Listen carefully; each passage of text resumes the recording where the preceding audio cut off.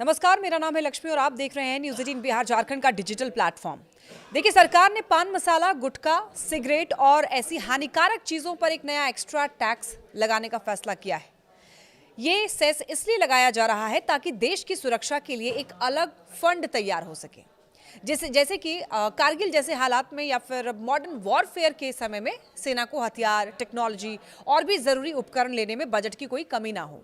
वित्त मंत्री निर्मला सीतारमण ने लोकसभा में ये कहा कि 90 के दशक में आर्मी को सिर्फ 70 से 80% हथियार मिलते थे और बजट की कमी के कारण हम कारगिल जैसे हालात में कमजोर स्थिति में थे।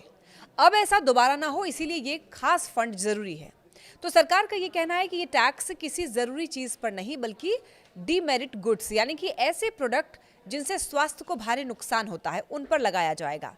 इससे आम लोगों पर कोई अतिरिक्त बोझ नहीं पड़ेगा बल्कि इससे मिलने वाला पैसा सिर्फ नेशनल सिक्योरिटी में ही खर्च किया जाएगा। साथ ही वित्त मंत्री ने बताया कि पान मसाला यूनिट्स पर पहले ही 40% जीएसटी लगता है। अब उसके ऊपर ये health plus national security cess भी जोड़ा जाएगा, जिससे ये प्रोडक्ट और महंगे हो जाएंगे।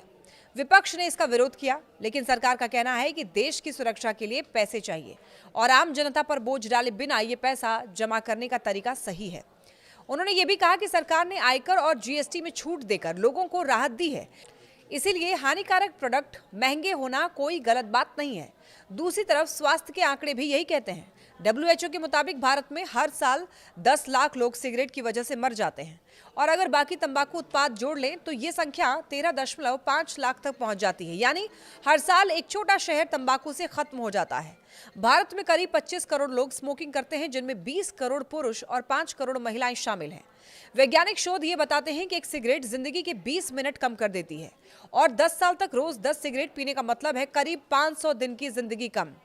Smoking cancer, heart attack, stroke और अस्थमा जैसे 10 से भी ज्यादा गंभीर बीमारियों का कारण है। सरकार का कहना है कि शराब, सिगरेट से मिलने वाला टैक्स जितना फायदेमंद लगता है, असल में उससे ज्यादा नुकसान इनसे बनने वाली बीमारियां करती हैं।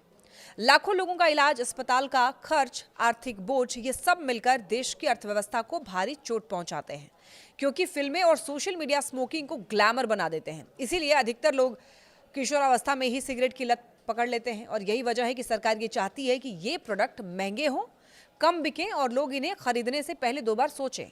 तो कुल मिलाकर सरकार कह रही है कि हानिकारक प्रोडक्ट महंगे होंगे लेकिन आम लोगों की जेब नहीं कटेगी और मिलने वाला पैसा सीधे उन हथियारों, तकनीक और सुरक्षा तैयारियों पर खर्च होगा जो देश को मजबूत बनाएंगी। यानी स्वास्थ्य और सुरक्षा दोनों के लिए एक साथ कदम।